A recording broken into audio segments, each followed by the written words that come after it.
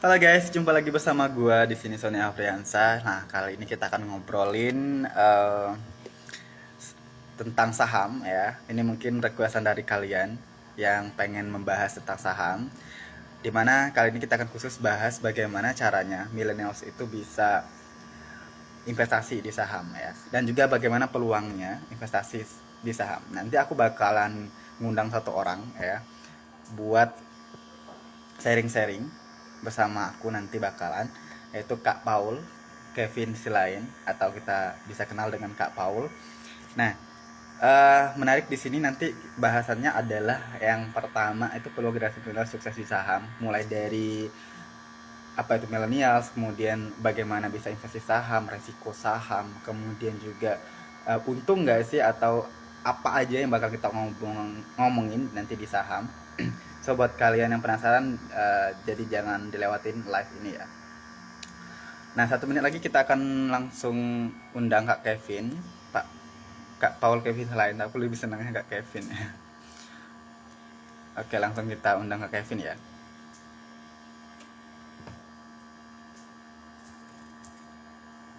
Halo Kak Muhammad Yusuf. Udah undang Kevinnya.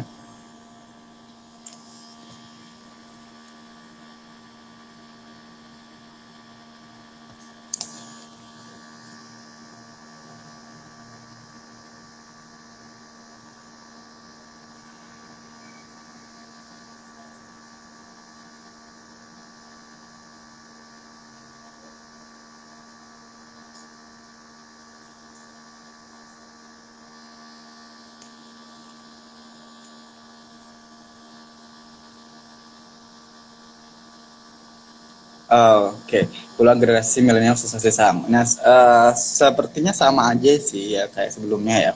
Intinya kalau teman-teman mau nanya, ya monggo silakan tanya aja di kolom ini, komennya. Ntar biar apa ya? Biar aku juga sama Kak Kevin tahu kalau kalian lagi nanya tentang itu ya. Ini Kak Kevinnya kenapa nggak bisa join ya? Wait, ntar ya temen-temen ya. Kevinnya nggak bisa join nih. Aku invite lagi.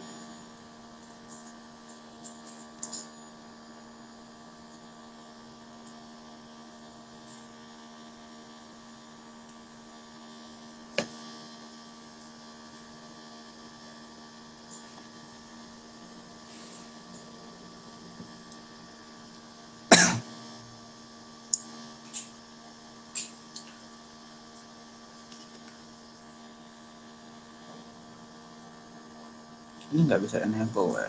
Oh, ini belum notif ini kali ya.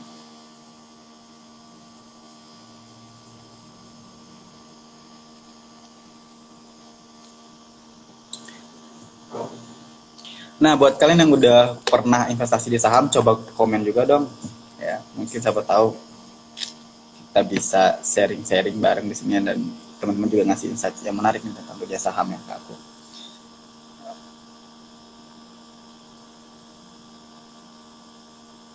Subscriber. Ah, kenapa unable ya? Ini nggak bisa join Kak Kevin ini. Telepon aja kali ya.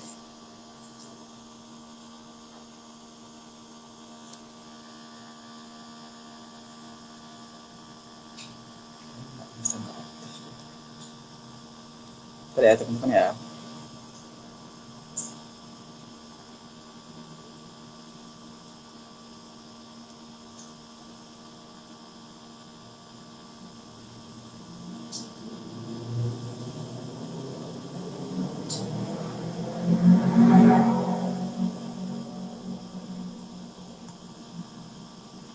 Aku coba hubungin WA dulu ya.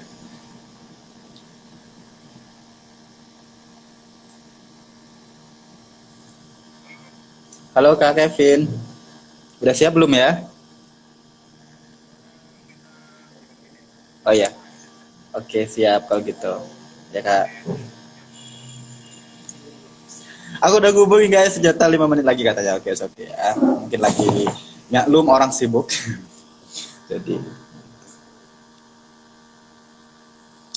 Oh ya, sembari nunggu, aku pengen ngasih tahu ke teman-teman buat yang pengen nih dapetin cuan juga selain dari saham, kripto atau apa aja, kalian juga bisa ikutin aplikasi penghasil cuan yang biasanya aku review yang ada di video-video itu guys. Jadi kalian tinggal tonton aja video gue.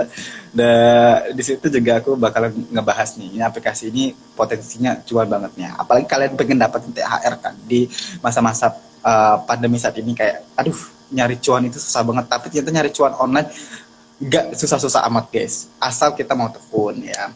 Walaupun ya misalnya kayak gini sih, apa sering sering banget orang di luar sana tuh bilang kayak apa sih dapat recehan doang aku, tapi ternyata ketika dikumpulin guys itu lumayan bisa buat jajan kalian atau nambah uang pulsa kalian atau bagaimana.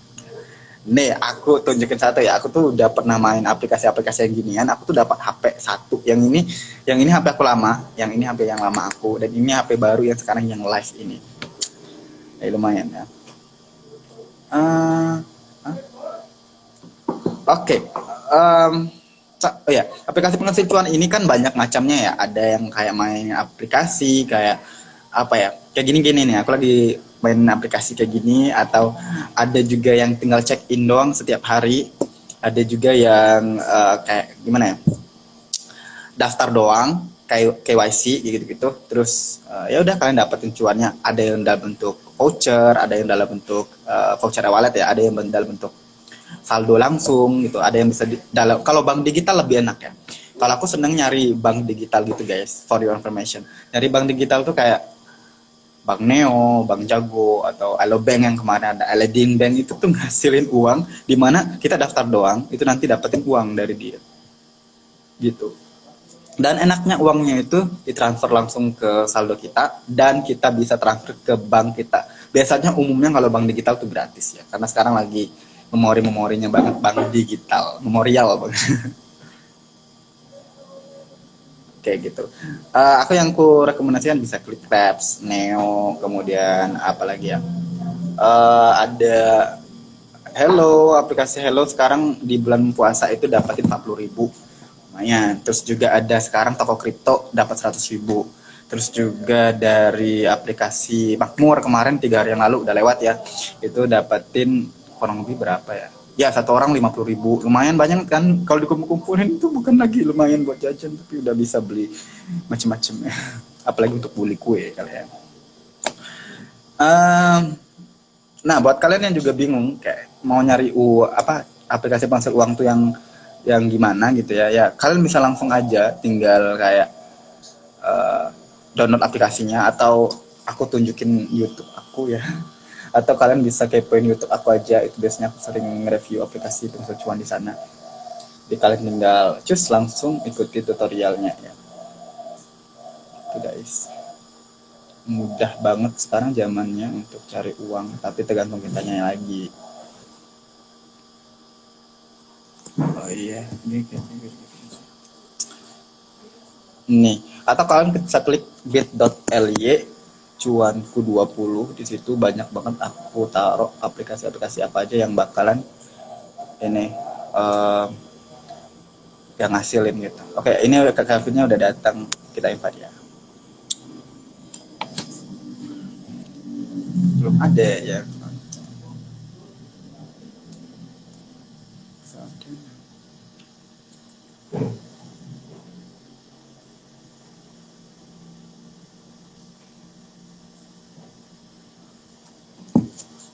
Kevin udah.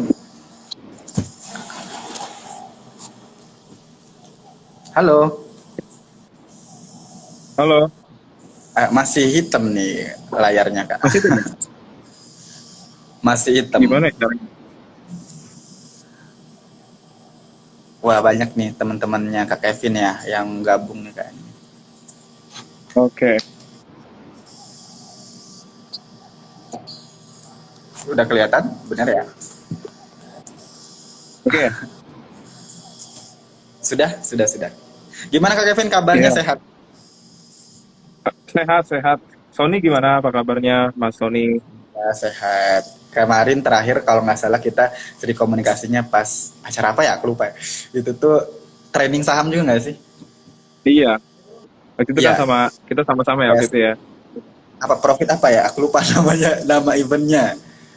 Oh, Dan itu komunitas dari First Profit Club, itu komunitas yang saya dirikan juga sih. Ya, waktu itu sempat oke, sama-sama juga kita belajar di situ ya. iya, komunitas itu tentang saham juga kan ya? Iya, itu sama tentang saham juga. Oke, kayaknya udah banyak membernya nih kayaknya ya. Iya, belum seberapa tapi udah ada perkembangan untuk membernya di situ udah ada perkembangan. Dan setahu saya juga saya tuh dapetin saldo 100.000 saldo RDN ya itu ya kemarin. Itu dari aplikasi apa? Coins ya, Coin Korea Iya, Investment gitu ya. uh-uh, iya, aplikasi Coins. Itu aplikasi dari ini ya, sekuritas Korea Investment mungkin Sony juga punya ya, Sony juga punya atau mungkin teman-teman juga yang di sini pernah dengar gitu ya, gitu pernah main saham. Oke, aku tuh pernah profit tau kak dari situ. Kalau nggak salah kemarin masukin, aku nggak tahu sahamnya apa, aku masukin aja uang yang dari RDN itu. Ternyata dia naik banget, naik tinggi banget tuh kayak. Oh gitu. Terus akhirnya tuh aku cut Oh loss. ya. Kayak, maksudnya aku take profit maksudnya gitu ya. Jadi ya udah Oh gitu. akhirnya Oke aku oke. untung. Nah baik kali ini kita akan Saham. bahas mengenai saham nih bersama pakarnya juga Oke. langsung ya. Kak Kevin yang udah terjun di dunia saham ya. Baik kita belajar Iya. bareng-bareng. Nah, temanya kita ini kayaknya ini Kak tentang generasi millennials yang dimana yang pengen investasi saham tapi nggak tahu peluangnya investasi saham itu seperti apa. Mungkin Kak Kevin bisa ceritain dulu nggak sih saham itu apa mungkin dan secara sekilas seperti apa dunia saham sebenarnya. Oke. Eh, ini acaranya cukup menarik ya. Ya, thank you buat Sony juga udah invite saya untuk bisa sharing bareng-bareng sama teman-teman di sini. Ya, dan mungkin saya akan share sedikit ya, karena ini bahas soal milenial yang mau belajar investasi, mau kenal soal literasi keuangan itu bagus banget. Saya sangat dukung banget setiap milenial, anak-anak muda yang mau belajar investasi, khususnya mungkin di saham. Itu saya rekomend sekali karena memang ini satu aset yang cukup menarik, return-nya paling besar ya daripada aset-aset lainnya gitu. Dan Oke. itu based on data, datanya pun ada gitu ya.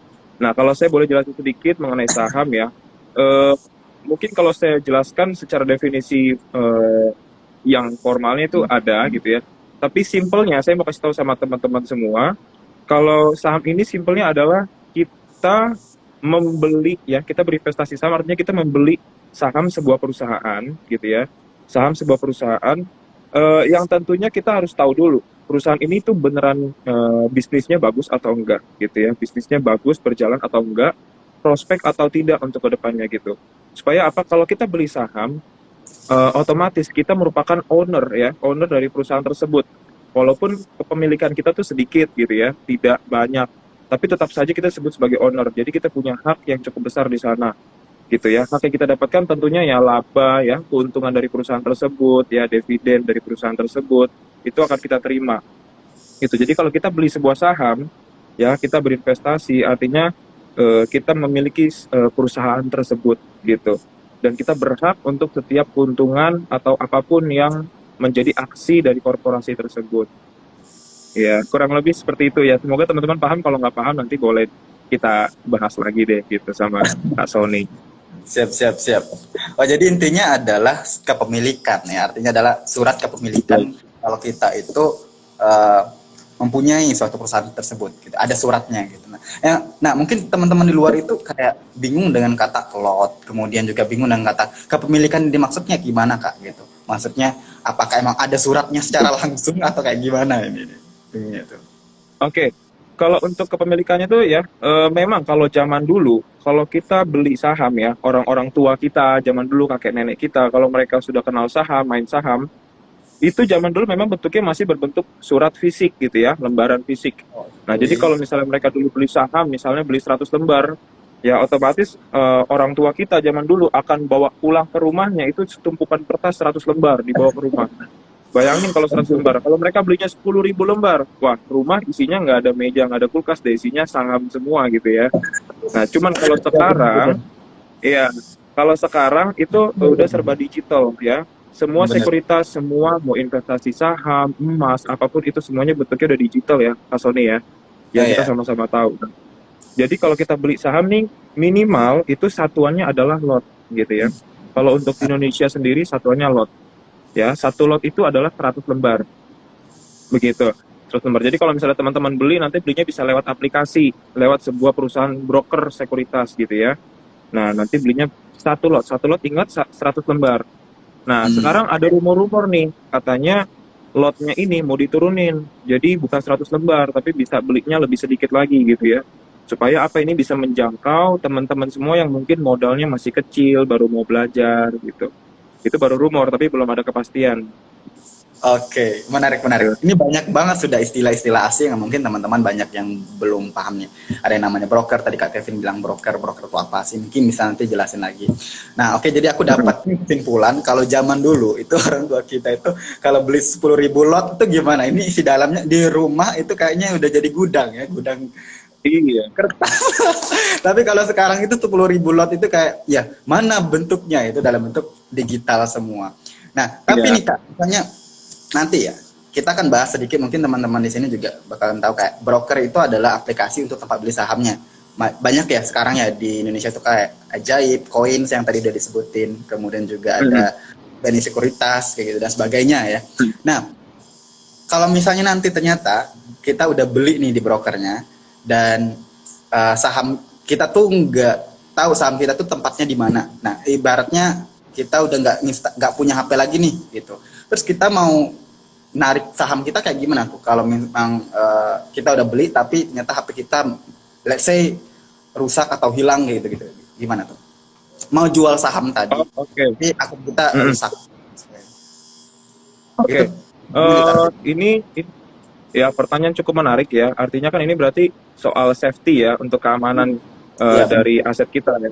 Nah, kalau misalnya masalahnya dari HP-nya ya, tadi kan lebih ke HP-nya. Kalau perangkat kita yang kita gunakan untuk main saham ini, misalnya rusak gitu ya, secara tidak sengaja mungkin hilang atau rusak atau terjadi sesuatu yang tidak kita inginkan gitu ya.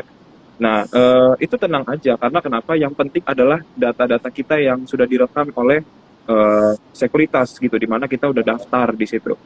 Daftarnya juga kayak daftar ini ya, daftar Facebook, daftar Instagram. Jadi kayak semua tuh sudah terekam jejak digitalnya gitu. Jadi nggak usah khawatir, aman dan simple pastinya kalau kita memulai belajar daftar saham gitu. Nah, jadi kalau perangkatnya hilang, it's okay, kita bisa buka di perangkat lain gitu. Nah, yang penting password dan ID-nya teman-teman ingat, itu aja.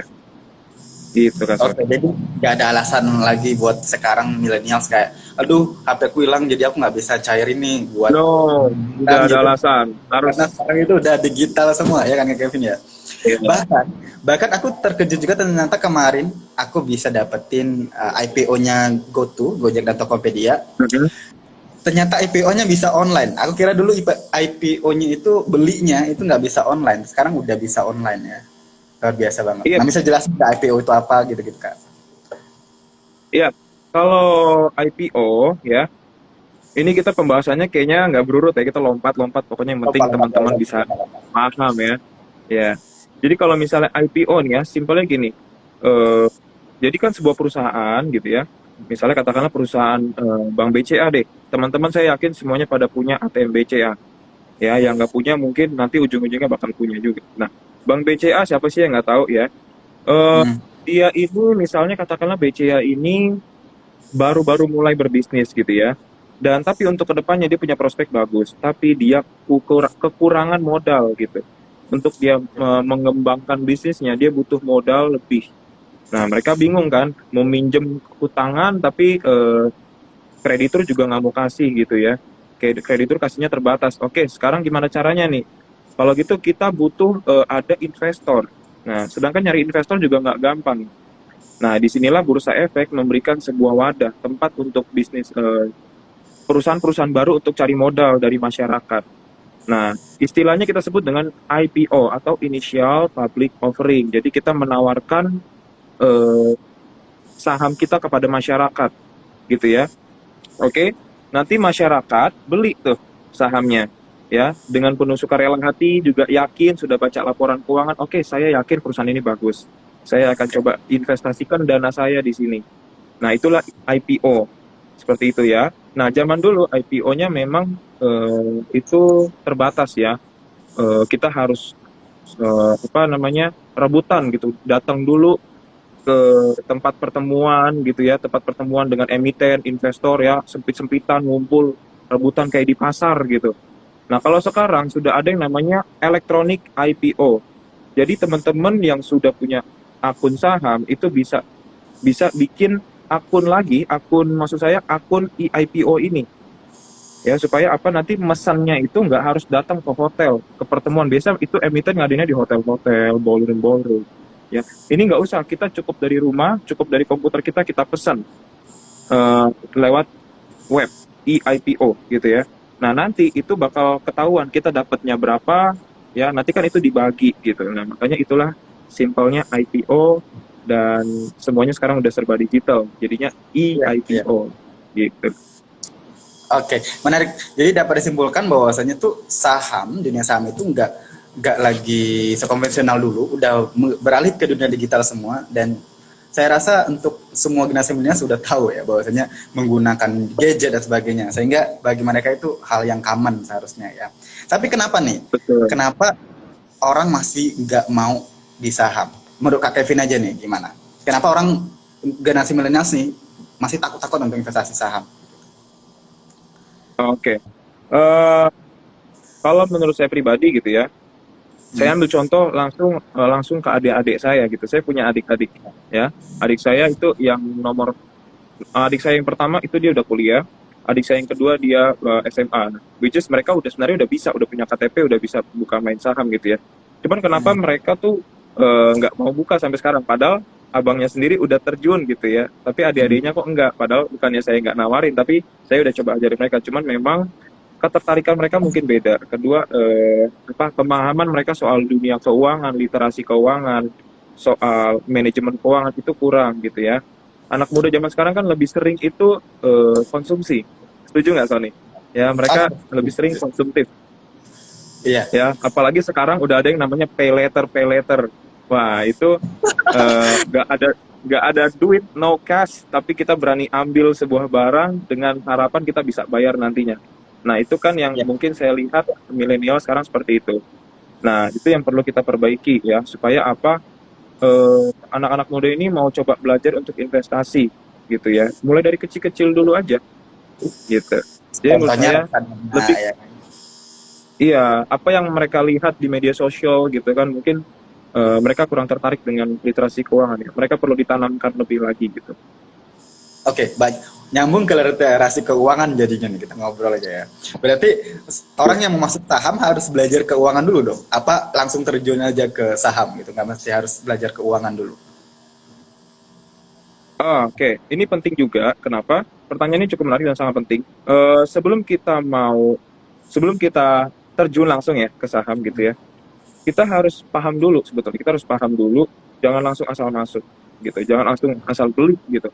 Kata orang ini bagus, kata orang ini bagus gitu ya. Nah, ini yang berbahaya. Jadi kita harus paham dulu bagaimana mengelola uang dengan baik ya. Biasa kan yang orang tua kita ajarin kan nabung, nabung ya, itu nggak salah gitu ya. Nah, jadi kita pahamin dulu, baru kita action sebenarnya gitu. Jadi buat saya, Kak Sony ini sangat menarik sekali. Saya lihat konten-konten di media sosialnya, dan saya sarankan untuk teman-teman watch terus untuk akunnya Kak Sony. Kenapa? Karena dia suka ngajarin banyak hal mengenai keuangan gitu ya. Bukan hanya saham, tapi banyak hal gitu. Gitu. Jadi saya sangat Belajar sangat suhu. sangat support gitu ya. Nah, jadi bagusnya memang belajar dulu, udah paham baru kita terjun gitu. Saran saya seperti itu. Oke, berarti pentingnya literasi keuangan dulu dipahamin, baru main saham gitu ya. Gitu ya Kak Kevin ya. Iya, ya, Oke. Nah, buat orang yang baru pemula, kan nggak ada background ekonomi juga sebelumnya, misalnya kayak ya. gitu. Ini bakalan kesulitan nih. Nah, caranya supaya bisa setidaknya tahu deh psikologi of money ya, masalah tentang uang itu sebenarnya kayak gimana gitu-gitu. Nah, itu tuh gimana tuh caranya Kak Kevin? Dari Kak Kevin sendiri sebelumnya gimana belajarnya? Eh, Oke. Satu hal ya, selain kita belajar dulu baru terjun, Nah, saya punya prinsip buat saya pribadi ya, orang lain boleh ikut boleh enggak. Buat saya yang paling menarik belajar itu adalah learning by doing sebetulnya. Jadi kita Oke. belajar ya, belajar lalu kita sambil melakukan gitu. Nah, dan kedua, kita harus punya mentor gitu. Ya kita harus punya mentor. Ketika kita ketemu dengan seseorang, kita lihat dia punya potensi, dia sudah melakukan eh, investasi, dia sudah melakukan manajemen keuangan dengan baik ya. Kita jadikan dia mentor kita, itu nggak ada salahnya. Ya, lalu kita bisa langsung action boleh, learning by doing, tapi dipimpin, dituntun sama mentornya. Ya dalam hal ini mungkin bisa teman-teman belajar dari Kak Sony atau mungkin dari saya pun boleh gitu ya. Yang penting kita udah berani melangkah gitu aja. Oke, Saya menarik sih gitu. sebenarnya. Ya, kita coba balik ya. Nggak tahu kalau ini pengalaman saya sebelumnya. Saya nggak pernah diajarin waktu di sekolah. Dari SD sampai ke kuliah pun nggak tahu bagaimana caranya mengelola keuangan. Itu emang nggak pernah diajarin kalau saya pribadi. Nah, hal ini kayaknya menjadi apa ya? Menjadi sosok yang menakutkan. Jadinya ketika kita keluar nanti mencari pencari kerja, sehingga kita nggak tahu sebenarnya uang itu bagusnya diapakan. Nggak cuma hanya dicari, tapi juga harusnya dikelola. Nah, dari Kak Kevin sendiri punya insight yang menarik nggak di melihat pendidikan Indonesia saat ini yang nggak ngajarin keuangan, dan menurut Kak Kevin seperti apa? Eh ya, kalau sekarang menurut saya pendidikan zaman sekarang ya dari awal dulu saya juga sempat sekolah ya. Saya dulu kan juga dari lulusan kalau SMA dulu kan ada yang namanya jurusan IPS, ada IPA gitu ya. Ada jurusan kalau SMK ada jurusan akuntansi segala macam gitu. Nah, sampai sekarang pun saya lihat memang ya tidak ada perubahan ya dalam kurikulum belajar ya. Jadi itu aja gitu, belajarnya basic banget. Nah, setelah nanti masuk ke kuliah, mungkin itu akan lebih jelas arahnya mau belajarnya ke investasi kah, ke bisnis kah, gitu kan.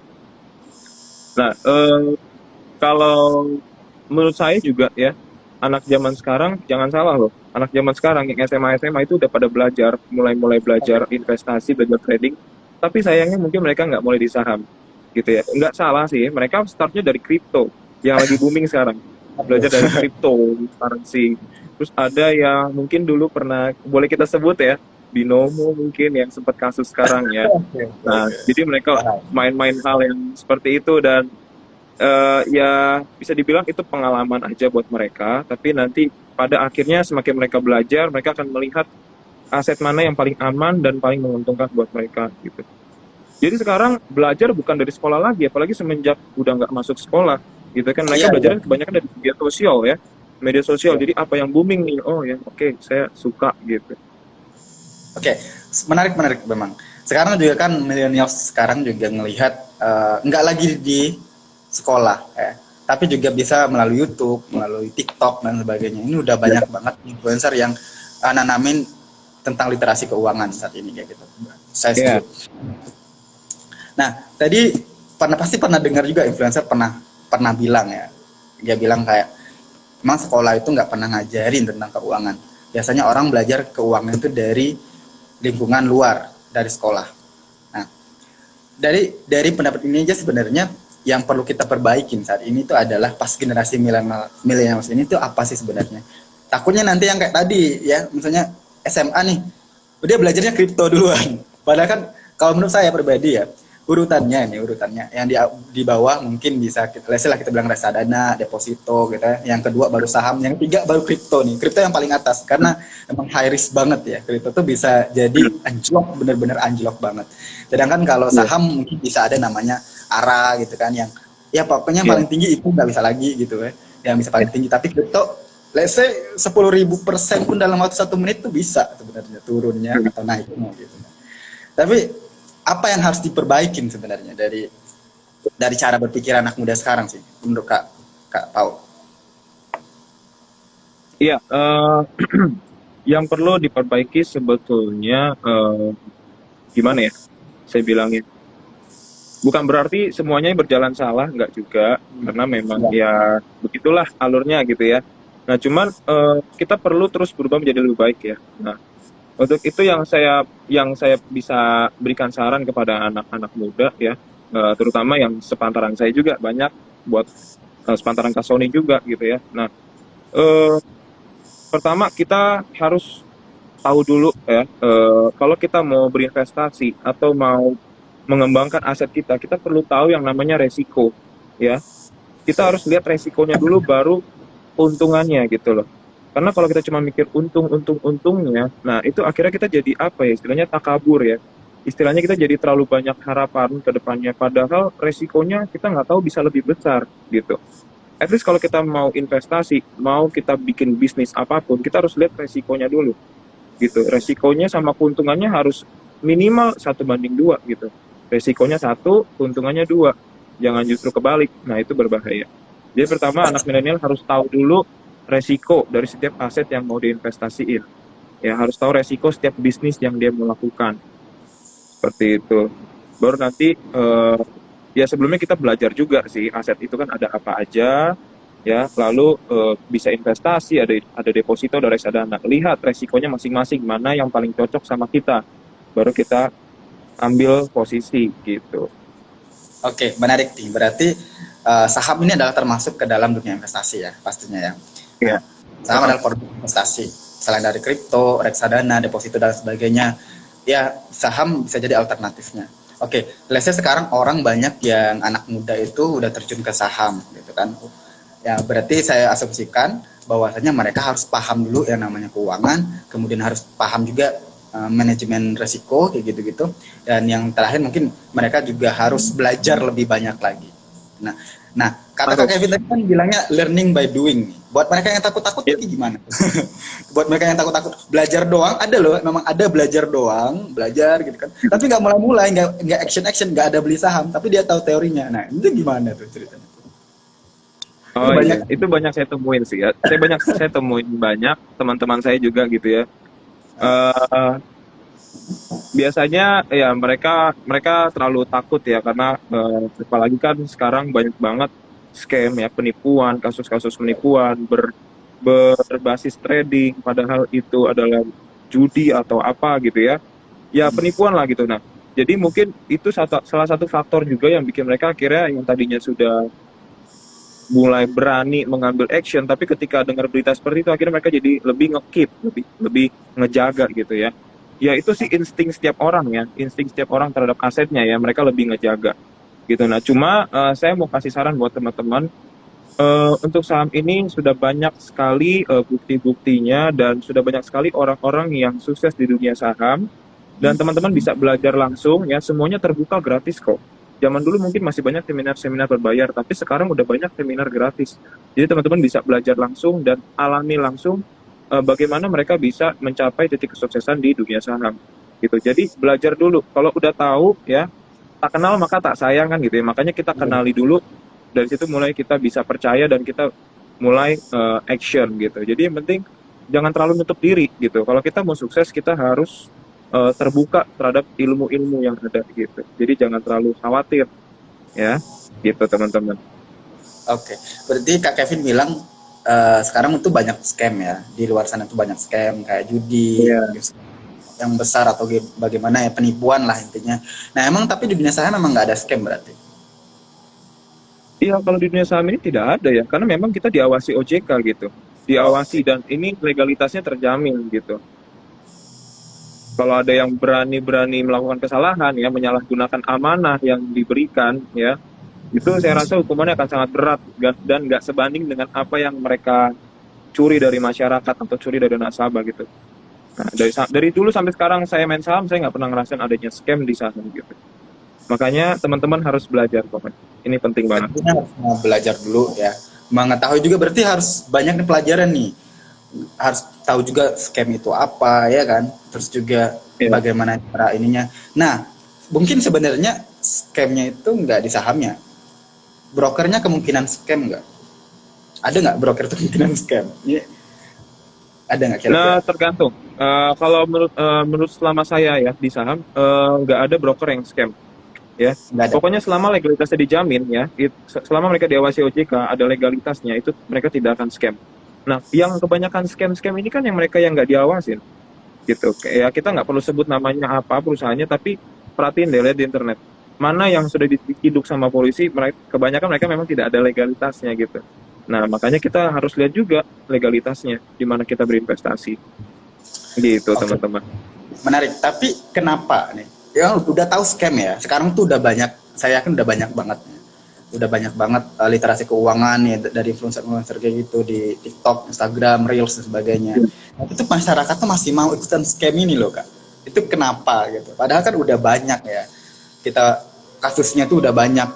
Kasus investasi bodong, diiming-imingin Iya. ini banyak. Nih, menurut Kak Kevin gimana tuh? Iya. Em, Kalau saya perhatikan, memang kebanyakan orang yang kena ya, tanda kutip yang kena, itu adalah mereka yang ekonominya kelas menengah ke bawah gitu. Ya, itu yang saya Oke. perhatikan rata-rata begitu. Nah, mereka itu dijual mimpinya aja sebetulnya. Ya, mereka pengen cepat kaya, mereka pengen cepat sukses, pengen yang instan-instan gitu ya. Duduk manis dapat duit, mereka pengen yang seperti itu. Jadi mereka dijual mimpinya. Akhirnya apa ya? Oke, saya ikut deh gitu. Nah, dari situlah mulai mereka terjebak. Nah, kalau yang menengah ke atas, mereka nggak akan mungkin percaya sama hal yang seperti itu. Gitu. Mereka akan lebih gunakan akal sehatnya dalam berinvestasi. Itu kenapa pentingnya kita belajar. Oke, intinya adalah harus dipelajarin dulu suatu produk investasinya itu termasuk saham gitu ya. Ya, Oke, menarik tadi Kak Kevin kan bilangnya, Kak Kevin bilang kayak masyarakat sekarang itu perlu diedukasi, intinya kan, perlu diedukasi betul. ya orang sama masyarakat menengah ke bawah. Gak itu aja, mungkin millennials juga ya. Banyak aku tuh sampai gimana ya, mau heran tapi Indonesia gitu. Udah banyak yang pelajar itu bunuh diri gitu gara-gara Iya, apa ya, kalah kripto, kalah saham itu udah aduh, bukan kalah apa ya bilang investasinya tuh bangkrut lah, intinya dia mah loss gitu iya, intinya di saham. iya, Dan dia berani-beranikan diri, nggak ada belajar sama sekali, terjun ke dunia saham gitu, dan mengharapkan, bener ya kata Kak Evan tadi, mengharapkan aku tuh bakalan kaya loh. Dan iya, nggak dikit juga orang yang ini punya uang ya, punya uang nih, punya uang, let's say dia punya iya, uang, uangnya ini untuk biaya nikah nggak jadi nikah iya, gara-gara masukin ke betul. saham, masukin ke kripto dan sebagainya. Iya, Nah, artinya kan perlu manajemen keuangan ya, manajemen keuangan. iya, Nah, ada namanya mungkin para investor udah familiar juga dengan namanya dana darurat. Nah, buat orang yang baru pertama kali masuk ke dunia keuangan, apalagi mempelajari literasi keuangan, penting gak sih ini dana darurat atau dunia investasi dulu? Menurut Kak Kevin itu kayak gimana? oke. Kalau misalnya untuk pemosisian ya keuangan kita, eh, investasi sebetulnya adalah nomor kesekian sih. Investasi nomor kesekian. Ya, kalau teman-teman yang bekerja gitu ya dapat gaji, nah itu pertama kan pasti kita akan utamakan adalah untuk kebutuhan hidup kita ya. Itu kan nggak akan berubah harusnya. Ya biaya Iya, ini, biaya itu ya selama kita hidup. Nah, kedua baru kita mungkin yang mau bersedekah gitu kan mereka menyisihkan juga gitu. Lalu untuk tabungan ada juga. Ya tabungan bukan berarti tidak ada, harus tetap ada gitu ya. Nah, nanti tabungan itu juga bisa jadi dana darurat kita, mungkin seperti itu, tergantung teman-teman kelolanya seperti apa, ya. Nah, nanti baru terakhir ada sisa itu untuk investasi, gitu. Nah, itu untuk investasi. Jadi uang-uang dingin yang mungkin artinya bukannya tidak terpakai, tapi semuanya sudah terpakai untuk biaya-biaya, dan ini adalah sisa uang yang mungkin bisa kita gunakan baik untuk bisnis atau investasi gitu. Jadi itu adalah uang dingin. Nah, itu yang kita gunakan invest. Jadi invest tuh sebenarnya urutan kesekian gitu teman-teman. Jadi jangan maksa langsung oh iya, semuanya benar. 70% buat investasi, buat trading. Nah, itu sebetulnya ya fair-fair aja sih kalau memang teman-teman punya skill yang mumpuni. Tapi kalau belum yakin baru-baru mulai, jangan jangan bunuh diri istilahnya gitu. Jangan bunuh diri. Iya ya. Iya, Nanti diinvestasi semua di kripto, besok nggak makan. iya. Apalagi di saham misalnya gitu kan. Aduh, Mm-mm. udah turun 100.000 nih, 200.000, 300.000 atau 10 juta. Aduh, udah deh akhirnya itu nggak mau investasi lagi. Malah akhirnya Mm-mm. bilang, wah scam nih kayaknya nih. Banyak yang Iya, bilang kayak gitu ya. iya. Ujung-ujungnya dia menyalahkan pihak tertentu gitu ya. Ujung-ujungnya bunuh diri, ya Iya, stres. Nah, benar. itulah. Jadi ketika kita sudah terjebak di awal, udah salah di awal, ya dampak.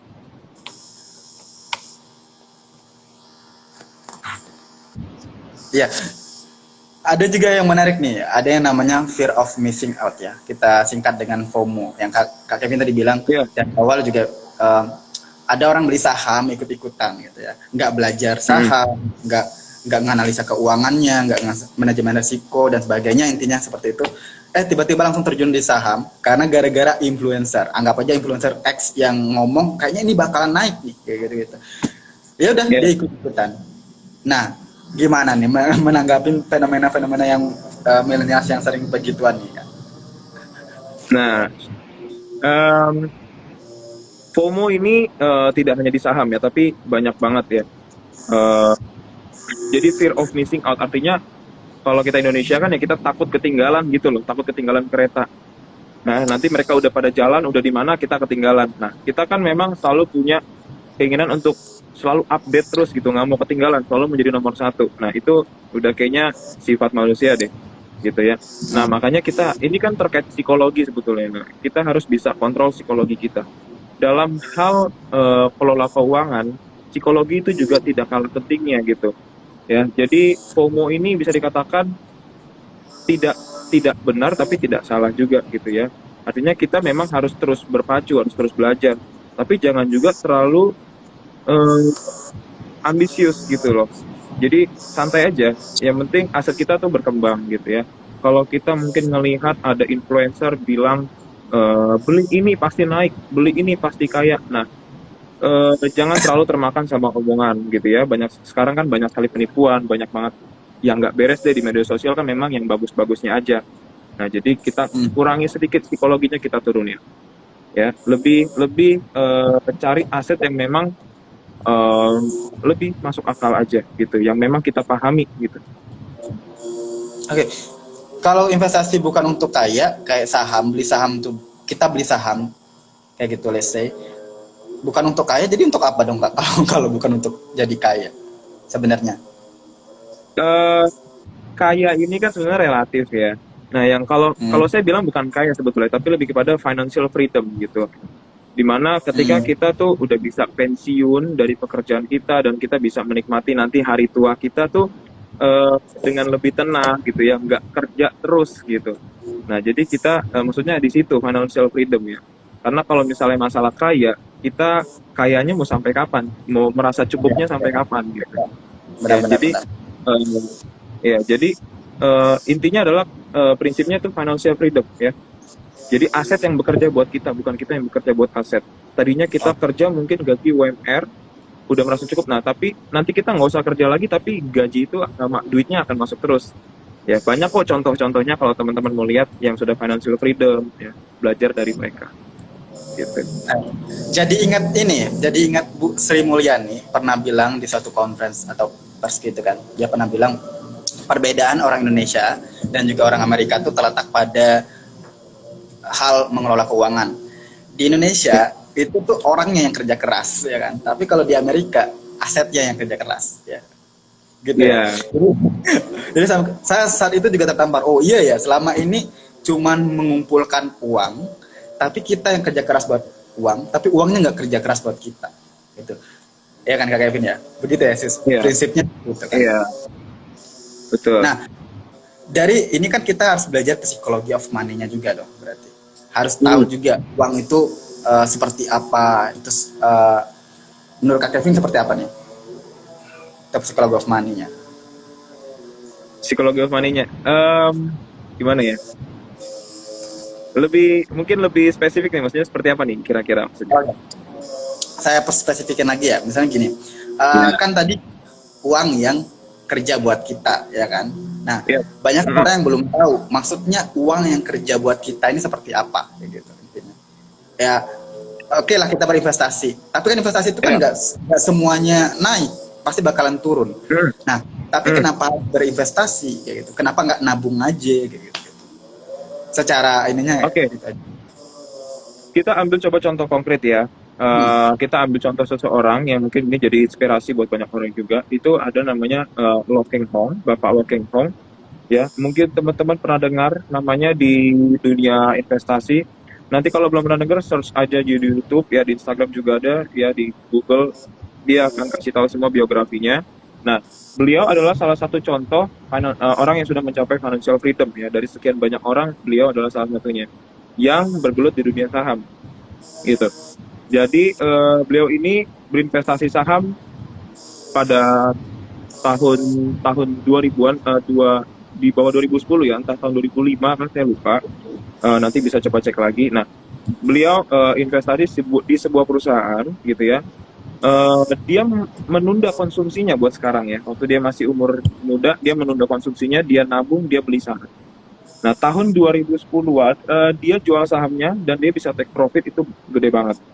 Nah, lalu dia terus melakukan pembelian saham lagi, itu kayak nabung, sampai akhirnya dia punya kepemilikan yang cukup besar di sebuah perusahaan yang cukup bagus. Nah, perusahaan ini setiap tahun itu akan memberikan dividen kepada setiap nasabahnya, kepada setiap investornya, gitu. Nah, dividen ini diberikan setiap tahun, ada yang setahun 2 kali diberikan. Bayangin aja kalau misalnya sebuah perusahaan yang dia investasi itu, profitnya setiap tahun itu adalah 1 triliun atau 2 triliun ya. Nah, sedangkan si Bapak Lokeng ini punya kepemilikan yang cukup besar, baik sekitar katakanlah 5% gitu ya. Otomatis 5% dari 2 triliun itu, labanya itu akan diberikan kepada Bapak Lokeng Hong. Nah, jadi dia udah bisa diem aja duduk manis, dia udah biar perusahaan itu yang bekerja, uang itu bekerja buat dia. Setiap tahun duit itu masuk ke dia sekian miliar gitu. Jadi itu yang salah satu contoh financial freedom.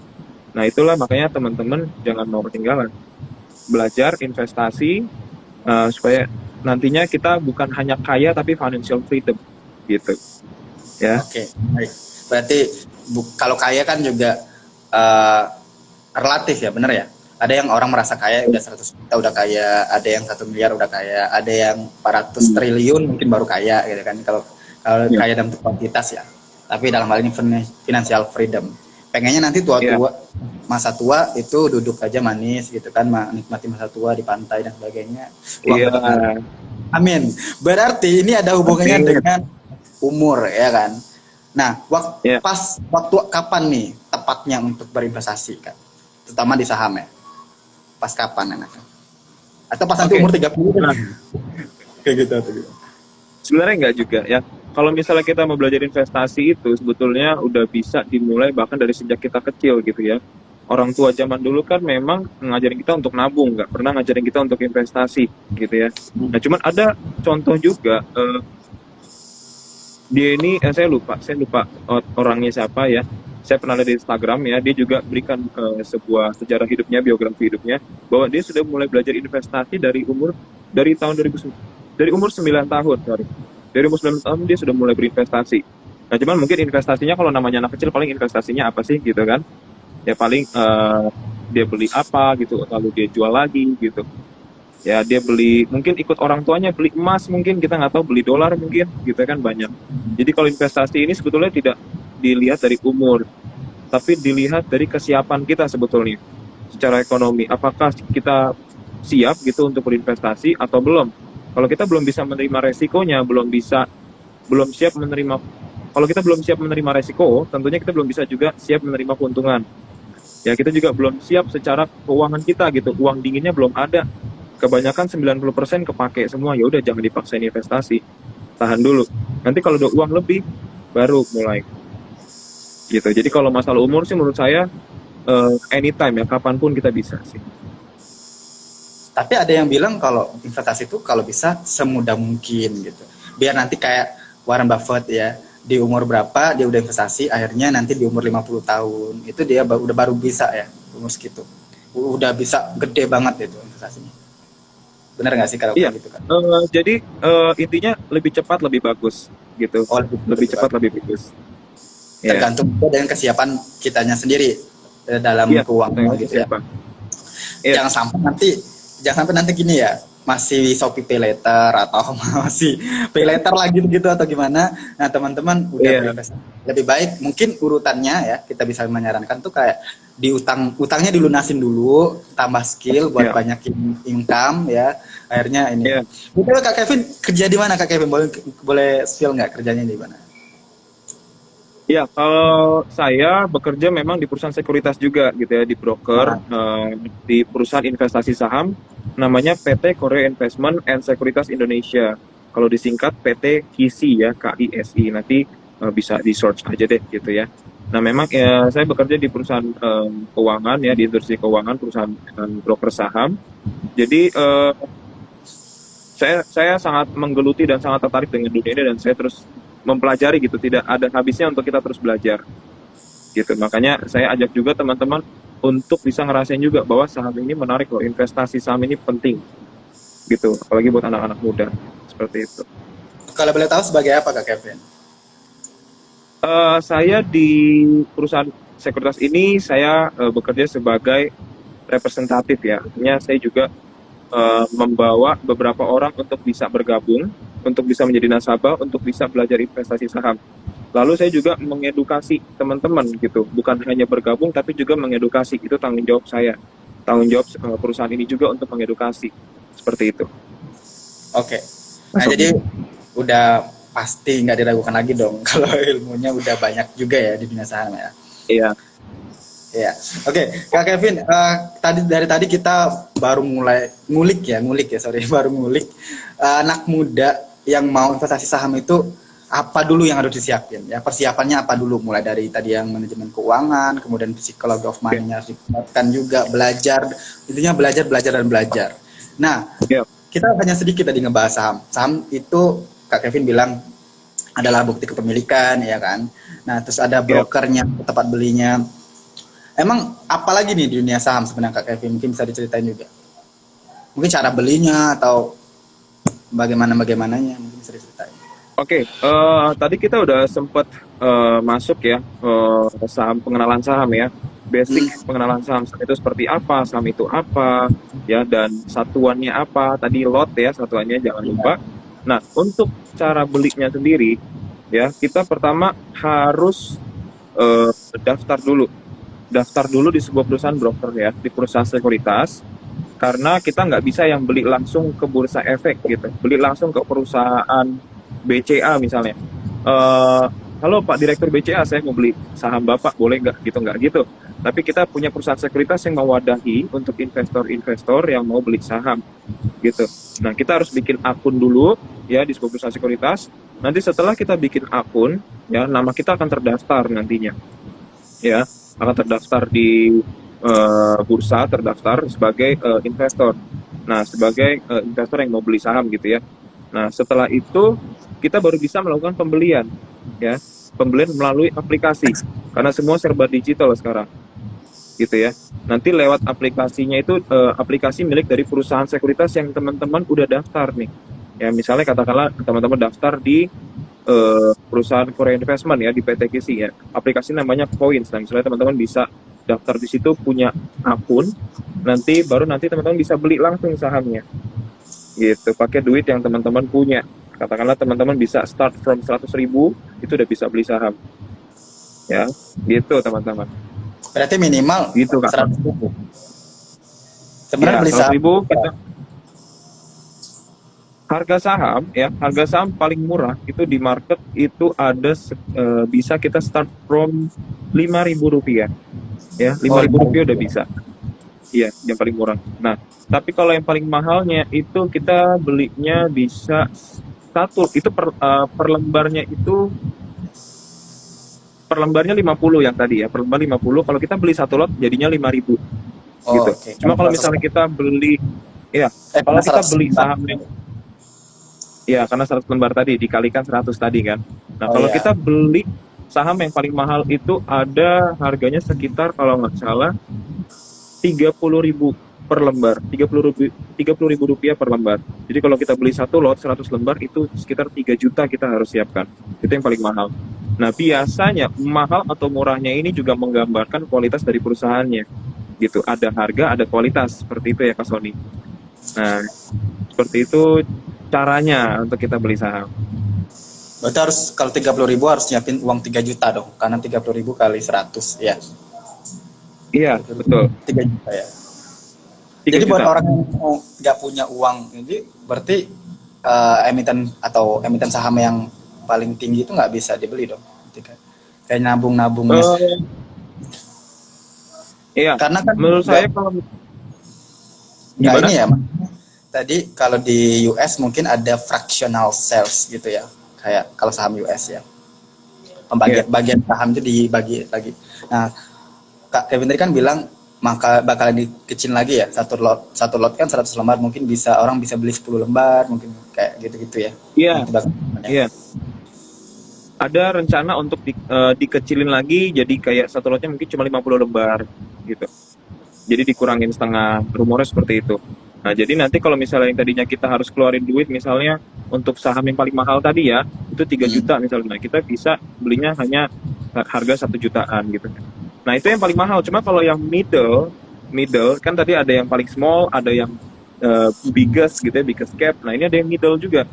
Middle Hmm. itu ada yang harganya sekitar 500 perak, 500 rupiah per lembar. Artinya Wah. berarti kita cuman siapin satu lotnya itu berapa? 50.000 ya. Oh iya, 50.000 ya, 50.000 untuk satu lot. Nah, kita 50.000 udah bisa beli saham ya. Jadi sebetulnya semuanya bisa terjangkau sih sama anak-anak milenial zaman sekarang gitu Oke, untuk berinvestasi. menarik, menarik. Jadi di sini juga sebenarnya kan saham itu juga ada sektornya ya, ada sektornya nggak sih, sektor saham, ada perbankan, mungkin ada ini, mungkin Kak Davin bisa jelasin lagi. Dan bagusnya Ya, ada pertanyaan titipan, katanya Kak, bagusnya investasi itu di sektor apa gitu, atau di produk apa sekarang gitu gitu. Kalau ditanya kayak gini aku bingung jawabnya. Gimana Kak Kevin? ya. Kita langsung jawab pertanyaan titipannya tadi. Iya, boleh. Oke. Kalau misalnya untuk, saya rasa mungkin teman kita tadi yang bertanya itu sepertinya udah mulai berinvestasi saham sepertinya ya. Nah, Hmm. oke, saya anggap sudah mulai berinvestasi dan sudah mulai paham. Nah, kalau untuk sektor apa yang bagus untuk sekarang itu kita, saya pribadi saya lagi coba fokus ke sektor pertambangan sebetulnya. Pertambangan ini ada batu bara, ada minyak, ya, ada kelapa sawit seperti itu. Kenapa? Karena yang sampai sekarang sentimennya, beritanya belum pernah hilang adalah Rusia dan Ukraina yang berperang ya, yang masih panas nih, perang di daerah Eropa sana. Nah, itu menyebabkan terjadinya kelangkaan gitu, kelangkaan untuk bahan bakar, kelangkaan energi dan komoditas. Ya, sehingga sentimen ini akan memberikan apa ya, menaikkan harga gitu, menaikkan harga dari komoditas ini gitu.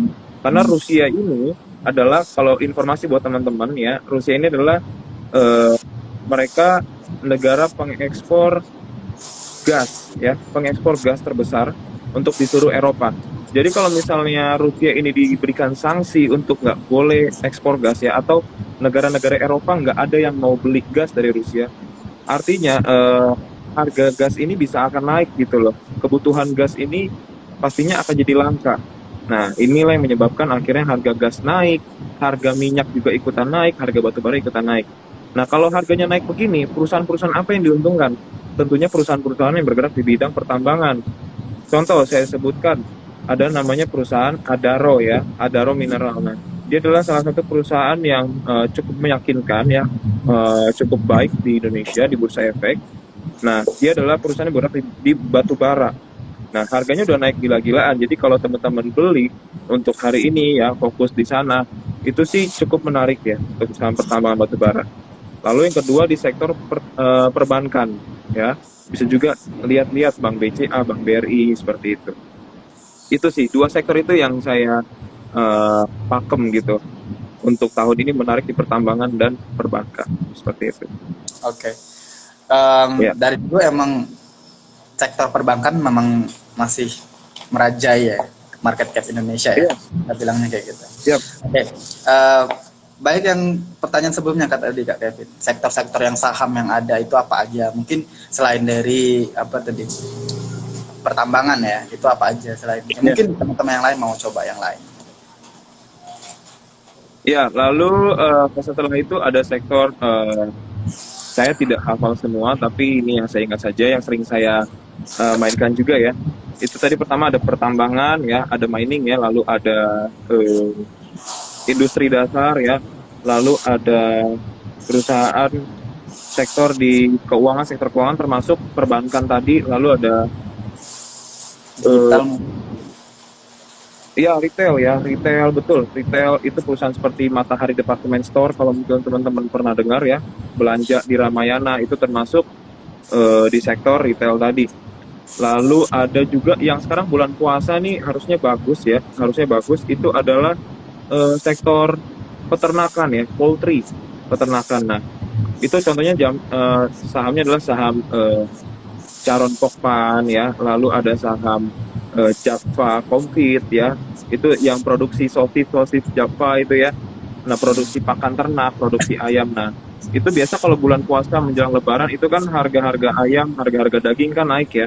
Nah, itu akan menaikkan juga laba dari perusahaan tersebut. Jadi kalau labanya atau keuntungannya naik, otomatis itu akan mempengaruhi juga harga saham dari perusahaannya gitu. Jadi untuk bulan puasa Lebaran ini nanti coba bisa perhatikan juga saham-saham yang bergerak di peternakan tadi, selain dari pertambangan dan perbankan. Seperti itu, Kak Sony. Berarti ini saham ini memang erat kaitannya juga dengan analisa ekonomi di sekitar kita dong ya. Misalnya apa yang lagi Iya, terjadi gitu. betul, betul. Kayak Jadi erat kaitannya dengan berita gitu ya. iya, makanya kita juga jangan sampai ketinggalan berita, ketinggalan informasi ya. Kita harus rajin-rajin baca berita. Kalau kita udah mulai mau mengembangkan bisnis, mengembangkan aset, kita harus tahu juga informasi-informasi yang beredar itu seperti apa yang lagi booming sekarang, apa yang lagi bagus sekarang ya. Kita coba masuk di sana. Artinya apa, kalau kita masuk di sana itu akan minim resiko sebetulnya.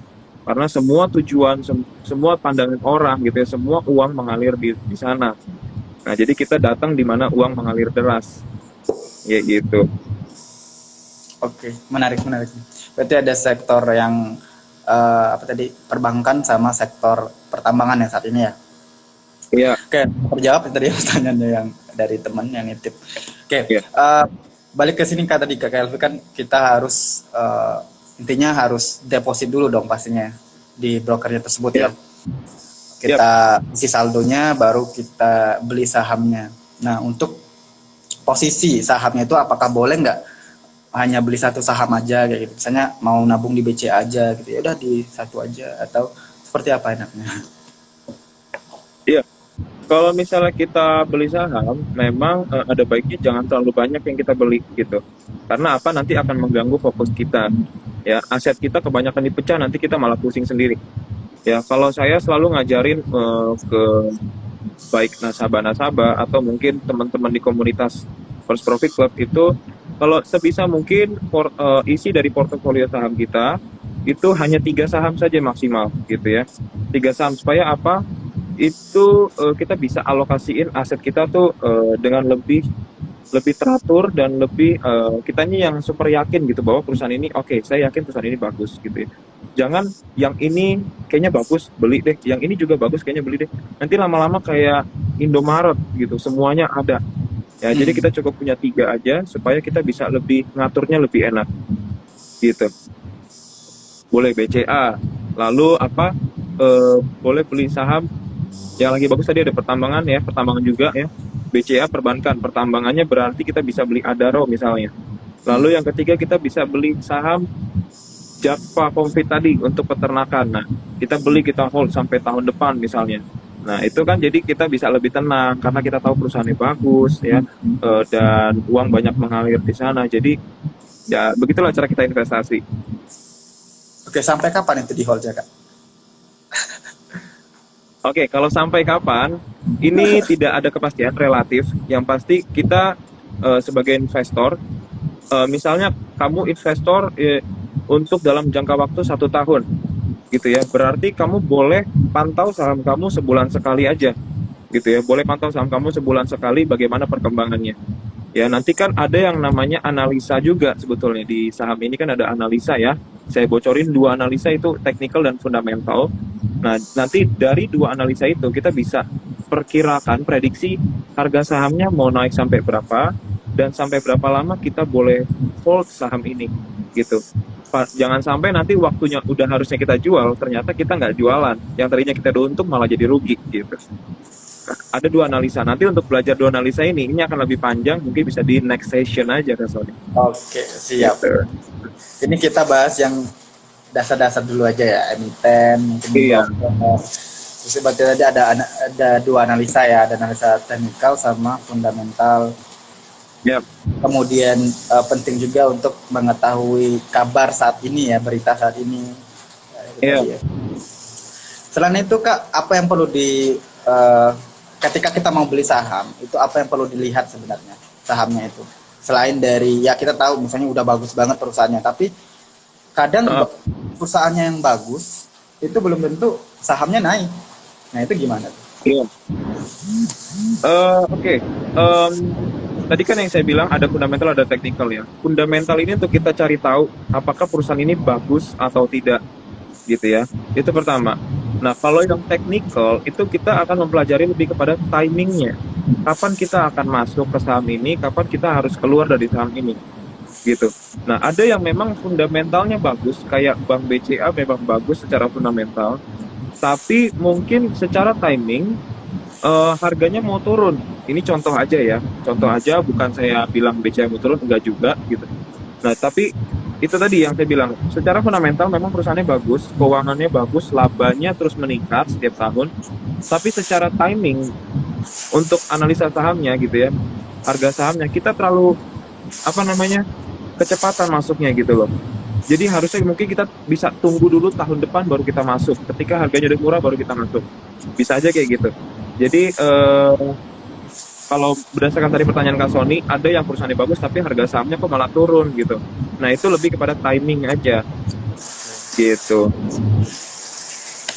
Jadi banyak yang harus dipelajari nih ya bagi orang yang mau pertama kali di saham itu, persiapan dirinya Ya, dulu juga, terus persiapan kira-kira milih emitennya ya, juga ya. ya. Tapi tenang, Nah, mungkin untuk waktunya sudah berangsur habis karena kita udah oke, sesinya udah 1 jam lebih juga, dan terima siap. kasih banget buat Kak Kevin udah meluangkan Oke, waktunya di tengah kesibukannya juga untuk sharing. Ya, saya apresiasi banget ya Kevin. Mungkin di lain waktu ya. kita bisa sharing kembali. Ya, sampai jumpa di lain waktu dan semoga Kak Kevin selalu sehat dan kerjanya lancar ya. Sampai Amin. jumpa Ya, ya oke, Kak Kevin siap. ya. Oke, terima kasih Kak Siap. Kevin. Sampai jumpa. Ya.